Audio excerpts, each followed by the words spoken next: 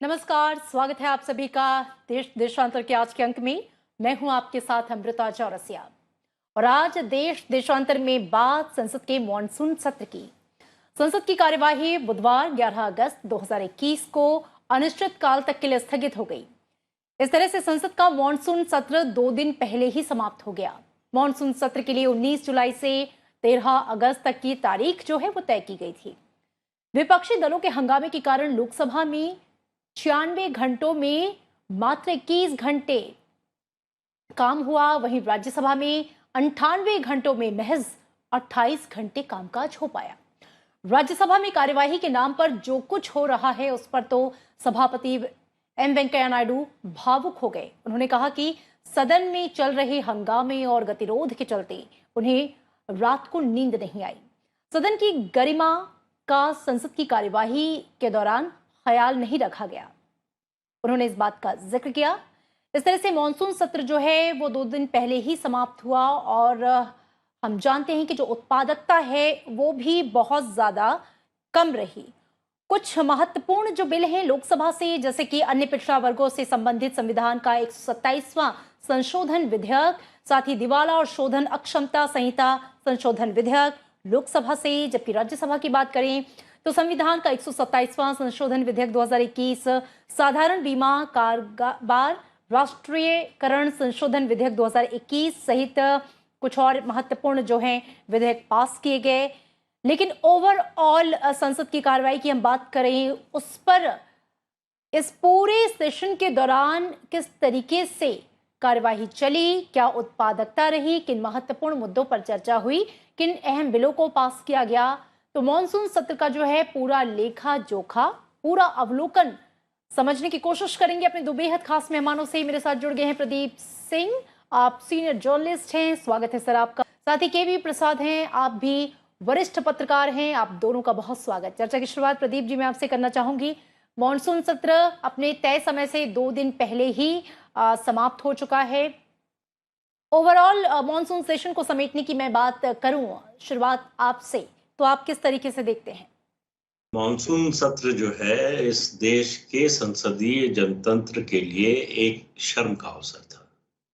जिस तरह का व्यवहार सांसदों ने किया, जिस तरह का आचरण किया, आपको सरकार से 100 शिकायतें हो सकती हैं, सरकार की कमियां भी हो सकती हैं, लेकिन इस तरह का आचरण करने का अधिकार इस देश का संसदीय जनतंत्र आपको नहीं देता। संसद की नियमावली आपको यह अधिकार नहीं देती। आपसे उम्मीद की जाती है कि आपका आचरण ऐसा होगा कि दूसरे लोग उसकी कॉपी करें या उसके अनुसार चलने की कोशिश करें। जी। आप एक मानक स्थापित करें। शुरू से ही ये बात विपक्षी दलों ने बड़ा स्पष्ट कर दिया था, ज्यादातर, सब नहीं, ज्यादातर विपक्षी दलों ने, कि ये संसद का सत्र नहीं चलने देंगे। क्यों नहीं चलने देंगे?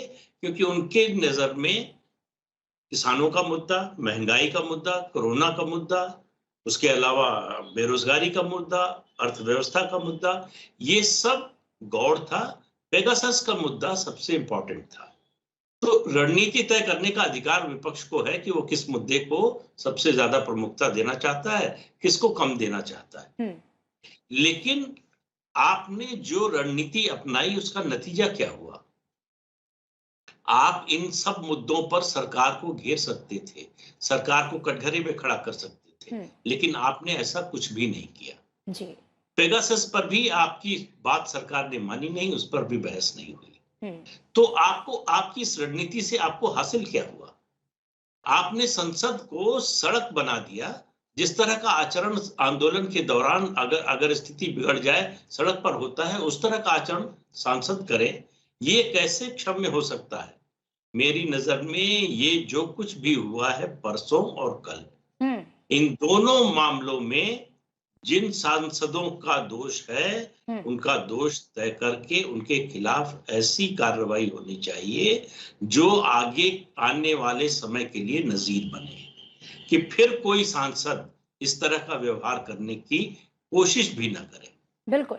मुद्दे संसद बहस के लिए है, चर्चा के लिए है, कानून बनाने के लिए है। संसद मेज पर खड़े होकर हुल्लड़ मचाने के लिए नहीं है। संसद मंत्री से स्टेटमेंट की कॉपी लेकर फाड़ने के लिए नहीं है, उसको फाड़कर लोगों के ऊपर फेंकने के लिए नहीं है। तो ये सब जो किया गया, ये इसने भारतीय जनतंत्र को शर्मसार किया गया है। ये जो विजुअल्स हैं ये पूरी दुनिया में, और आप सोचिए कि भारतीय जनतंत्र के बारे में उनकी क्या राय बनेगी।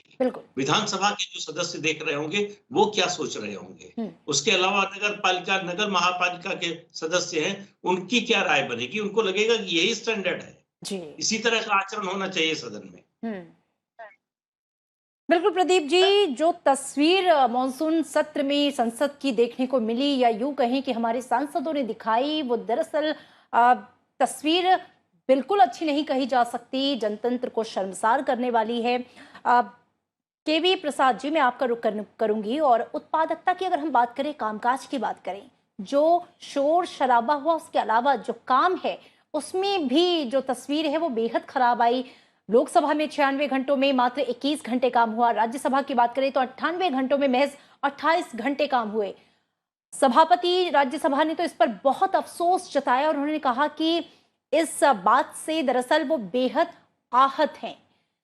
मैं आपसे ये समझना चाहूंगी कि जब इस तरह की तस्वीर सामने आती है, क्योंकि संसद लोकतंत्र का मंदिर है, पूरा देश पूरी दुनिया उसको देख रही है, और जो लोग इस तरह के काम कर रहे हैं या कुछ मुद्दे उठा रहे हैं जिससे संसद नहीं चल पा रही है, हासिल क्या है, जो सवाल प्रदीप जी ने उठाया, और दरअसल इस पर किस तरह का रुख अख्तियार होना चाहिए। देखिए, इसमें दो चीज है। एक तो जो भी विजुअल्स हमने देखी है, वाकई सबको दुख होता है कि संसद जिसे हम कहते हैं हमारे देश का सबसे बड़ा पंचायत है, यहाँ पे सांसद आते हैं जिनको कहा जाता है, और वो उनको एक प्रणाली के तहत 3-4 जो कार्य सामने होते हैं उस पर काम होता है। एक तो चर्चा, मुद्दों पे बहस, जन कल्याण के मुद्दे उठाना और सरकार को उस पर बाध्य करना, और साथ ही साथ जो सरकार की प्रतिबद्धता है, सरकार की जो प्राथमिकता है, कानून जो देश में उन्हें लगता है बनाना, उस पर बहस हो और चर्चा हो और उसको आगे लेके जाना, जो भी प्रक्रिया है उसके तहत।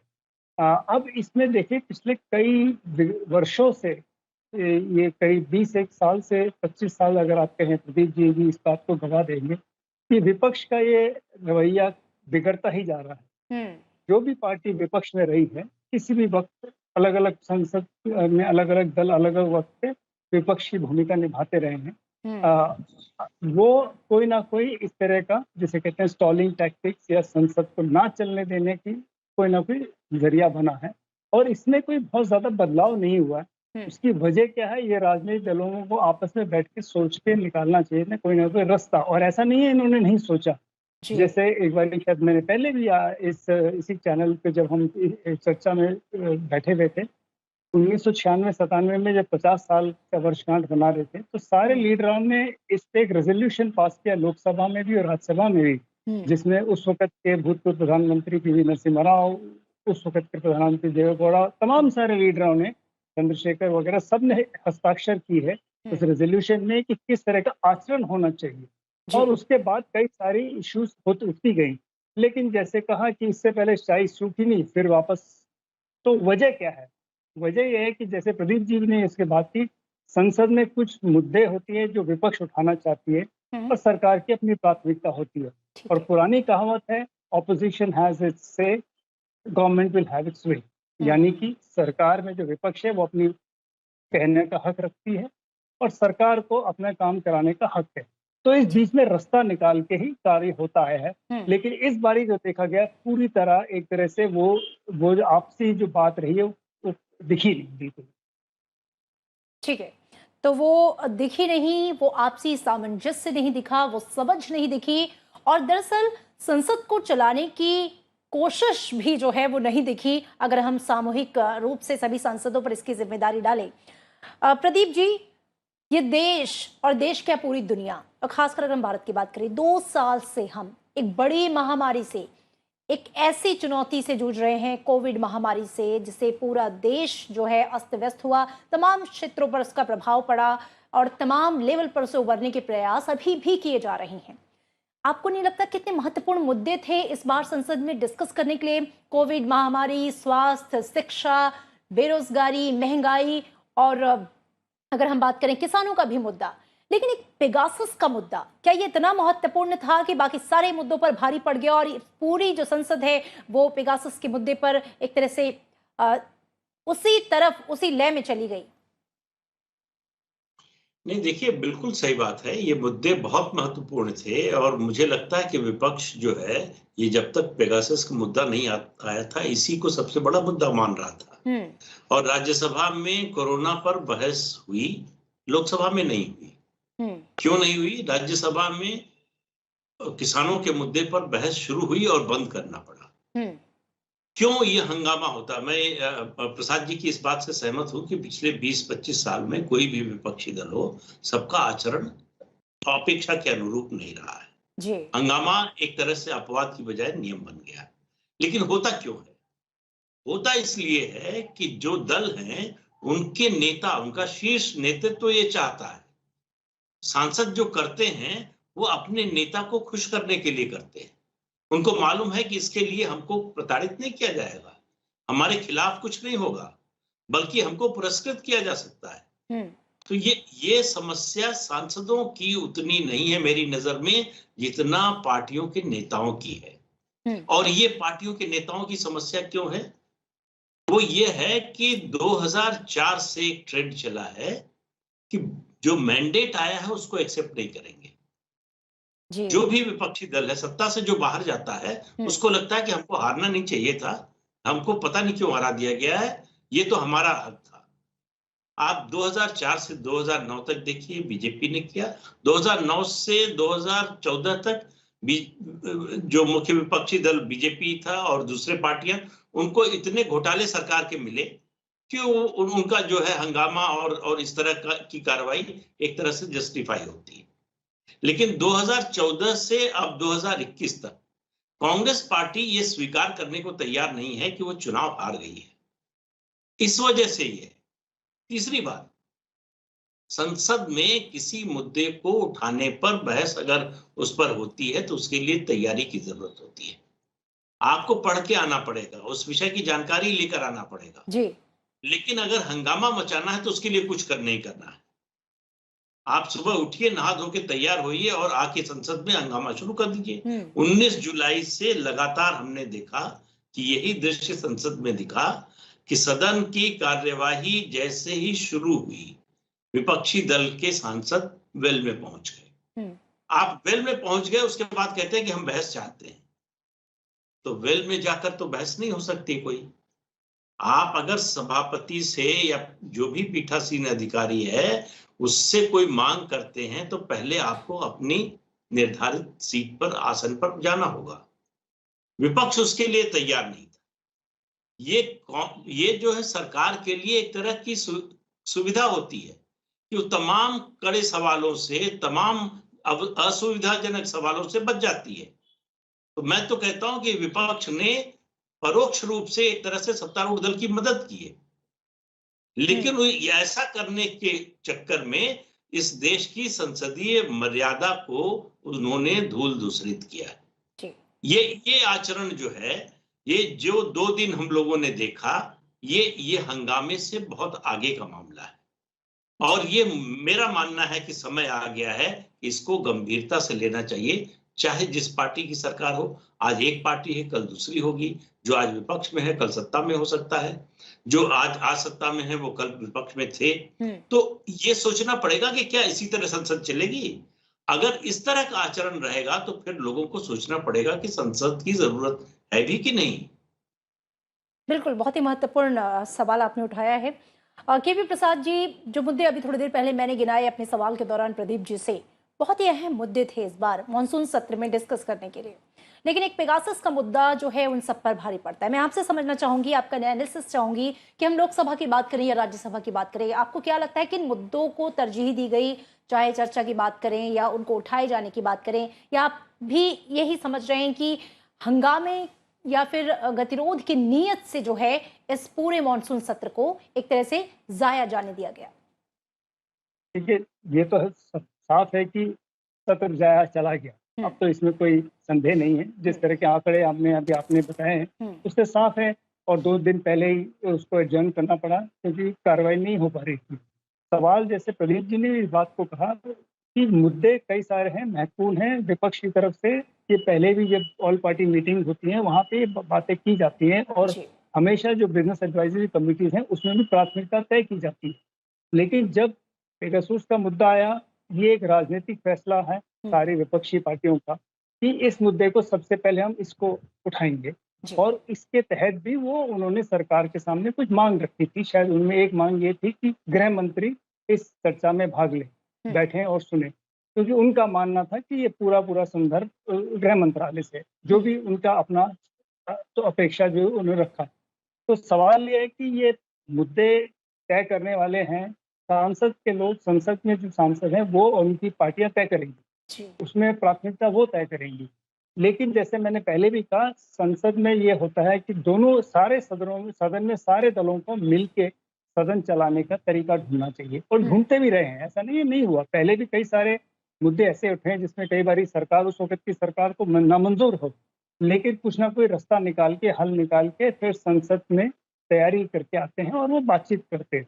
एक सवाल जो प्रदीप जी ने भी कहा उसमें ये हुआ कि जैसे तैयारी है नहीं है, वो एक बात हुई।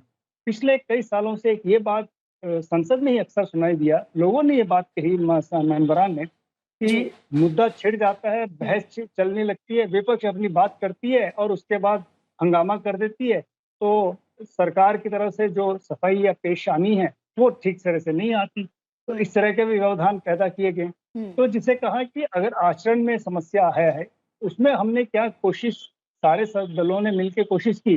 जैसे आपको याद होगा कि सत्र से पहले ठीक लोकसभा स्पीकर ने अपने कई सारे जो इंटरव्यू दिए थे 2 साल पूरे करने पे, उन्होंने एक बात रखी थी जो कि बहुत अच्छी बात थी।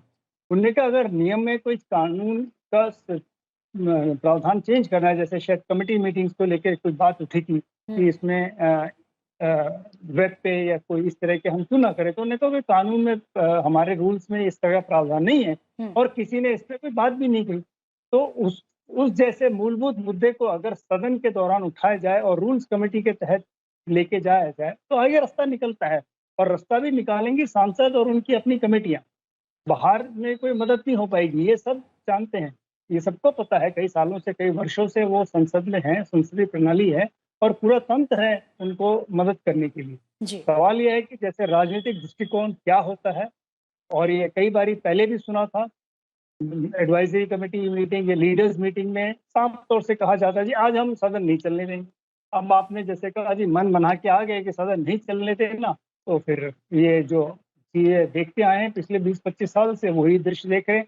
इस बारी तो बहुत ज्यादा देखा, जैसे बात हुई कि टेबल पे ही चढ़ के कोई सांसद दिखे, तो इस तरह तो ऐसी चीजें हो रही है, ये तो हम सबके सामने है इस वक्त। जी बिल्कुल प्रदीप जी, चूंकि वक्त की भी कमी है और अब हम चर्चा के आखिरी छोर पर हैं, आपसे मेरा सवाल ये है कि संसद का मॉनसून सत्र जिस तरह की तस्वीर दिखा के गया, क्योंकि हम जानते हैं कि संसद को चलाना सत्ता पक्ष और विपक्ष दोनों की जिम्मेदारी है। अगर कहीं कोई समस्या है तो उसका हल भी चर्चा से ही निकलेगा। कई बार सत्ता पक्ष ने, सरकार ने या संसद के पहले ये अपील की जाती है कई बार प्रधानमंत्री की ओर से भी कि जो संसद है वो सुचारू रूप से चली, सभी दल जो हैं, उसके नेता जो हैं इसमें सहयोग दें। इस बार संसद की कार्यवाही के दौरान ऐसा कुछ भी नहीं दिखा। ऐसा लगा कि नियत ही नहीं है कि संसद को चलने दिया जाए, यानी कि वो बहुमूल्य समय, वो सारा खर्च, वो सारा तामझाम और जनता की उम्मीदें जो टिकी हैं कि इस बार मानसून सत्र में क्या निकलेगा, वो दरअसल मायूस कर गया इन तस्वीरों के माध्यम से। बिल्कुल, देखिए अभी प्रसाद जी ने जो बात कही ना, कई बार बिजनेस एडवाइजरी कमेटी में ही ये तय हो जाता है कि आज नहीं चलने देंगे। ये सहमति से होता है अक्सर कि सत्ता पक्ष और विपक्ष में सहमति हो जाती है कि आज आप 2 घंटे हंगामा कर लीजिएगा, उसके बाद थोड़ा समय ज्यादा रुक के हमारा ये बिल पास करा दीजिए, तो दोनों का काम हो जाता है। लेकिन ये उससे बहुत आगे चला गया है मामला। ये वहां जब तक ये इस तरह की सहमति होती है तब तक बात दूसरी होती है। हंगामा जब अपवाद से नियम बन जाए तो इसका मतलब बीमारी लाइलाज हो गई है, इसके लिए सर्जरी की जरूरत है। आज जो परिस्थिति है उसमें एक कड़ा फैसला दोनों पीठासीन अधिकारियों को, सरकार को और विपक्षी दलों को बैठकर लेना पड़ेगा कि ऐसा आचरण करने वाले सांसदों के साथ क्या किया जाए। ये निलंबन, चेतावनी, इस सब से बात नहीं बनने वाली।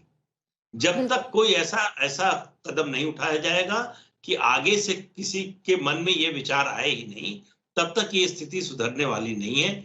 और जो आचरण इस सत्र में रहा है, वो दरअसल एक तरह से जिस डाल पे बैठे हैं उसी को काट रहे हैं। आप संसद की प्रासंगिकता पर सवाल उठाने का काम कर रहे हैं। लोगों के मन में होगा कि भाई हमारा इतना पैसा खर्च हो रहा है, पब्लिक का पैसा खर्च हो रहा है, और अगर आपको बहस नहीं करनी है, संसद चलानी नहीं है, तो फिर संसद के होने का क्या मतलब है?